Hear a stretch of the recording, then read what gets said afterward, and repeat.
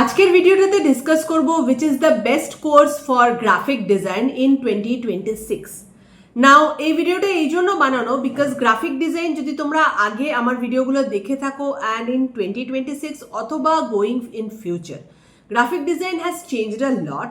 Graphic ডিজাইনের কী ধরনের job তৈরি হবে ইন ফিউচার, গ্রাফিক ডিজাইনের কোন কোন টপিকগুলো রেলিভেন্ট থাকবে ইন ফিউচার, এই জায়গাতে কিন্তু লট অফ চেঞ্জেস হবে, অলরেডি হয়ে গেছে, আগামী দিনে আরও হবে।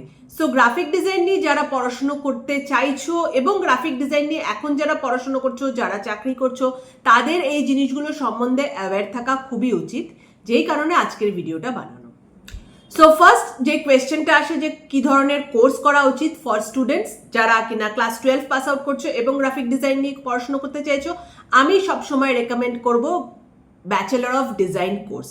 Bachelor of design course is a degree course. এখনকার ডেটে ম্যাক্সিমাম কলেজে এই ডিগ্রি কোর্সটা অফার করা হয়। অফকোর্স প্রাইভেট ইউনিভার্সিটিস, গভর্নমেন্ট ইউনিভার্সিটিসে আই থিঙ্ক NIFT ছাড়া আর রবীন্দ্রভারতী ইউনিভার্সিটি ছাড়া সেরকম ওয়েস্ট বেঙ্গলে কেউ অফার করে না। বাট ফিজের কথা বললে ফিজ ইজ অ্যারাউন্ড 3.5 lakhs থেকে 6 to 6.5 lakhs এরকম যায় ডিপেন্ডিং আপন কলেজ। ফিজটা নিয়ে অবশ্য আমি এটা পরে ডিসকাস করবো যে কিভাবে এই জিনিসটাকে ম্যানেজ করা যায়। অ্যান্ড কোনো কোনো ইউনিভার্সিটিতে এটা একটা 3 years কোর্স, কোনো কোনো ইউনিভার্সিটিতে this is a 4 years course, depending আপন ইউনিভার্সিটি। আর ইয়ার টু ইয়ার এটা চেঞ্জ হতে থাকে, অনেক সময় প্রফেশনাল সব কোর্সকে 4 year কোর্স করে দেওয়া হলে এটা কিন্তু 4 year কোর্সই থাকবে। Now why I am recommending bachelor of design, কেন এই কোর্সটা রেকমেন্ড করছি? যখনই তোমরা একটা ব্যাচেলর অফ ডিজাইন কোর্স করতে যাবে, সেখানে কমিউনিকেশন ডিজাইন যেটা বেসিক্যালি গ্রাফিক ডিজাইন সেটা তো কাভার্ড হবেই, তার সাথে সাথে যেগুলো কাভার্ড হয় that is industrial and product design, fashion design যেটা অ্যাপারেল ডিজাইন বলতে পারো, UI UX design, animation, game designing, motion graphics and digital marketing. তো এই যে এতগুলো জিনিস অ্যালং উইথ কমিউনিকেশন ডিজাইন যেটা কিনা বেসিক গ্রাফিক ডিজাইন কাভার্ড হচ্ছে, এতে সুবিধা যেটা হচ্ছে you are becoming industry ready, আর তোমার কাছে একটা কমপ্লিট ইন্ডাস্ট্রি নলেজ চলে আসছে।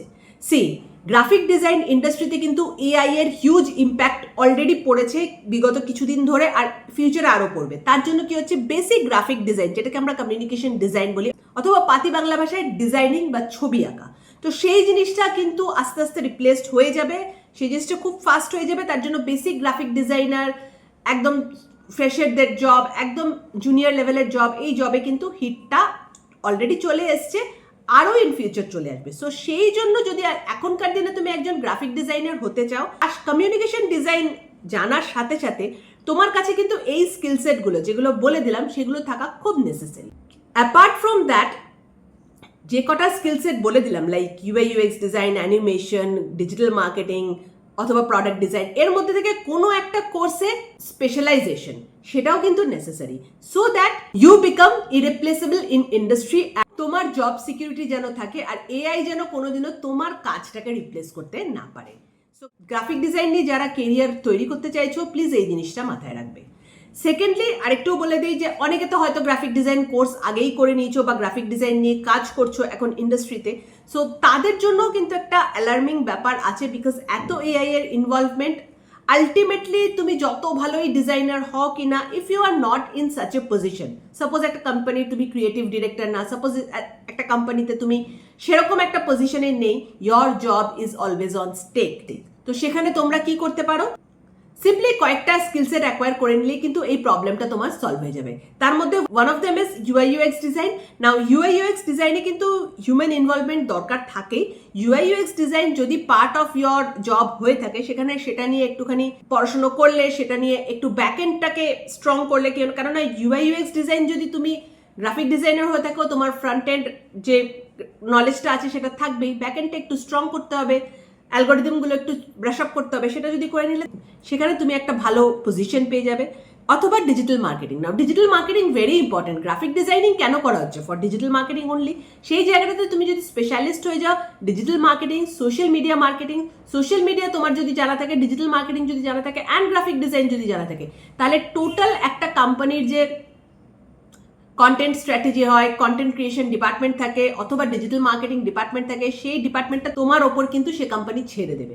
তো সেই জায়গাটাতে নিজেকে তৈরি করতে হবে, সো দ্যাট তোমার জবটা কিন্তু ইরিপ্লেসেবল হয়ে যায়। সো আমি সাজেস্ট করব, যদি এরকম কেউ হয়ে থাকো যে গ্রাফিক ডিজাইন কোর্স অলরেডি করে নিয়েছো, তাহলে তোমাদের কাছে যে অপশনটা থাকবে ইউআই ইউএক্স ডিজাইন করতে পারো, ডিজিটাল মার্কেটিং করতে পারো, অথবা যদি মনে হয় যে অ্যানিমেশন, ফিল্ম মেকিং এগুলো যদি ভালো লেগে থাকে, তাহলে of course animation, game design, VFX এগুলো নিয়েও কিন্তু পড়াশোনা করতে পারো।